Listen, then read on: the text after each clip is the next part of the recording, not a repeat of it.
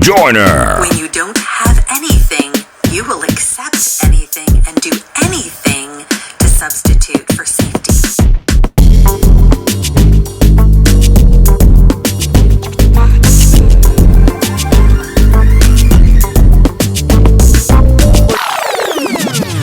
The role of the Democrats in the current system is to intentionally lose. I hope you'll let me explain, because as we navigate the tricky intersectional ethics of the upcoming 2024 election and beyond, it's important that we begin to understand this in our bones.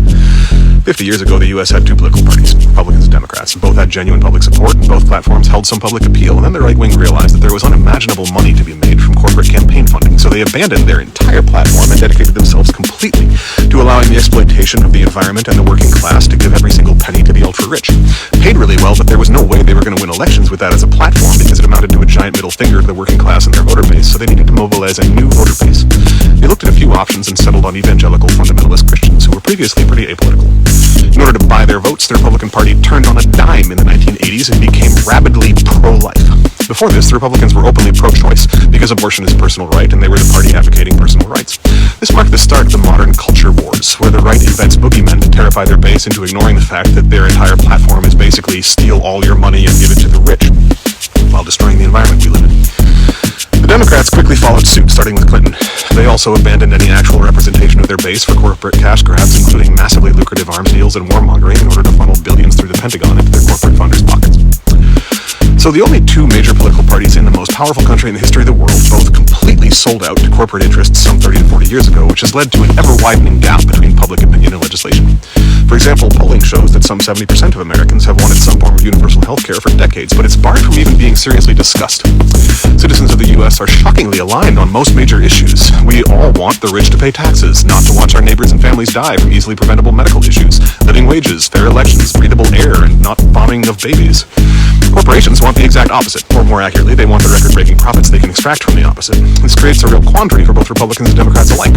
How do you continue to get votes while aggressively working against everything your voters want?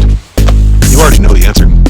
They stage a farce where they pretend to be bitter enemies, and like any abuser, they both claim that they are the only ones who can keep you safe from the other. The Republicans pretend that they are the only thing preventing straight white Christians from being hunted for sport by hordes of black and brown trans drug dealers screaming pronouns and making up new genders. The Democrats pretend that they are the only ones who can save you from the coal-guzzling fascists literally storming the Capitol. The fact that one boogeyman is totally fictional and the other is very real doesn't change their tactical exploitation and the presentation of themselves as your only hope at all. And they've gotten really good at this dance. They do a great job at it now. They look genuinely enraged at each other as they denounce the other side of the aisle, while all of them vote unanimously for the same tax cuts for the rich and bloated military budgets and genocides that line their funders' pockets. The Republicans have it easy. Their platform of culture war has no relationship with their corporate funders, so when they get into office, they can do most of what they say they will. They'll criminalize abortion, defund social services, cut taxes, but only on the rich, never for you, institute a brutal police state, terrorize immigrants and LGBTQ people.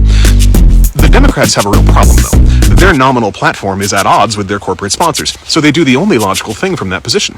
They intentionally lose. Every time they make a catch, win an election, they intentionally fumble the ball. We're all so used to seeing this farcical dance that we can't even really register it anymore, but the Democrats have had the Senate, House, and presidency simultaneously multiple times in the last few decades. At any one of those times, they could have actually made change. They could have codified Roe versus Wade. They could have passed legislation eliminating all student debt. They could have cut military spending, taxed the rich, passed universal health care. They could have capped emissions and maintained a livable environment. Our country and world could be very, very different than it is. It really doesn't have to be like this. But if they did those things, they would then gain massive public support and actually run the country, but they would lose all their corporate funding. So that's not actually what they want. So they keep this incredibly fragile balance, where since the Clinton years, where the Democrats sold out, the balance of power has been carefully maintained at almost exactly 50-50, giving both parties the ability to point the finger and blame the other for not getting anything done. It didn't used to be like that.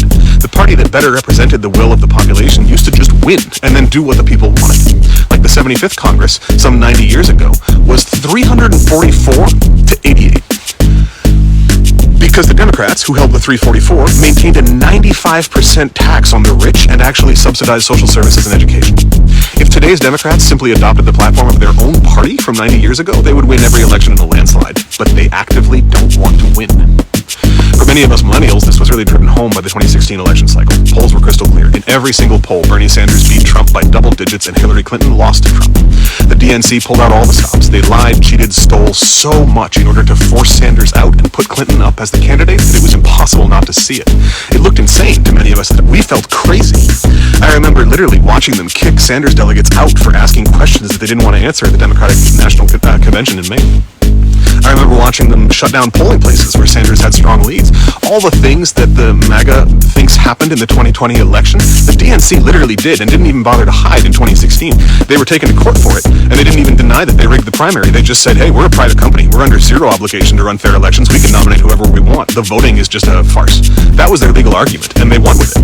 I remember hearing people scream at the DNC officials, do you want to lose? And slowly understanding that, yeah, that was exactly what they wanted. They would literally rather lose with Clinton than win with Sanders. Because when they lose, they can then say, gosh darn it, we tried, but they won this round. Please donate more. They get to look like the good guys who keep trying, but just keep getting beaten down by the forces of fascism, racism, and hate. As losers, they're noble victims. But when they win, they have real problems, like what we're seeing now with Biden, where they have to try and hide the fact that they are also the forces of fascism and racism and hate. If Trump had won, he'd likely be doing the exact same thing, but it would be normal. We'd all expect it, and the DNC would fundraise like crazy. When a Democrat commits though, we're supposed to see it as atypical. Unflinchingly committing genocide is supposed to read as, oh, a little oopsie from an otherwise ethical, humanitarian, democratic leader. The fact that the Republican platform doesn't interfere with their corporate interests and therefore they can enact the policies they promise to, while the Democrats have to constantly appear to fumble and fail in their oh-so-genuine efforts to create change, has of course led to the rightward drift of U.S. politics over the last decades, to the point where Republican elected officials are now openly saying out loud that we should kill all Palestinians, while the House just voted near unanimously that anyone who says we should not commit genocide must be anti-Semitic. That shift is noteworthy. If any politician had stood up and publicly said that we should kill all of a given race 50 years ago, they would have rightfully been called a Nazi and lost all public credulity. Today, that's accepted on the floor of a state house, while opposing genocide is condemned and literally censured. That's pretty intense, and it's like that across the board. The only thing that matters in political discourse is controlling the parameters of the narrative. What is outside the bounds on each side? If you control these two bookends, then the content of what is said in between them becomes wholly irrelevant. Both bookends have been steadily shifting to the right for a long time, to the point where now right-wing politicians openly advocate ethnic cleansing, and left-wing politicians just quietly fund ethnic cleansing, and anything to the left of funding ethnic cleansing is literally censured. Remember how 100 years ago the Democrats controlled like 80% of Congress and they taxed the rich at 95%, the way they gave the U.S. the strongest economy in the history of the world? Now, if any elected official is crazy enough to suggest that the rich should pay any taxes at all, they're labeled as communists and laughed out of the room.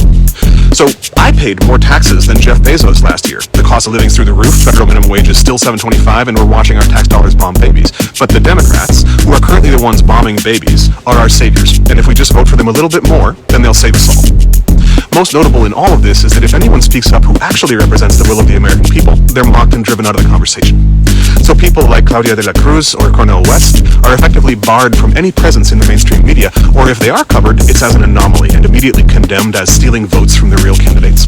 Notice that framing. It's not that Biden or Trump are losing through their complete failure to represent anything like what the people want. It's that anyone who represents what the people want is stealing votes from them. If you'd like to understand the mechanisms and expressions of this political narrative of control better, I can't recommend Chomsky enough.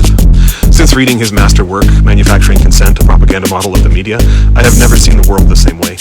That book is dense, but he covers the same content in a much more digestible fashion in the 1988 CBC Massey Lectures titled Necessary Illusions, which is also in print as a book by the same name. But that's a 4-hour lecture set from 35 years ago, and it's worth every second. But don't take my word for it. Just watch and look at the track record.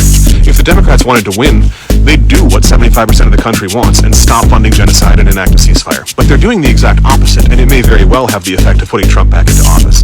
As you watch that play out, or whatever the next scenario is where the Democrats fail or look wildly inept, just remember this video and compare what you're seeing to the idea that they want to lose.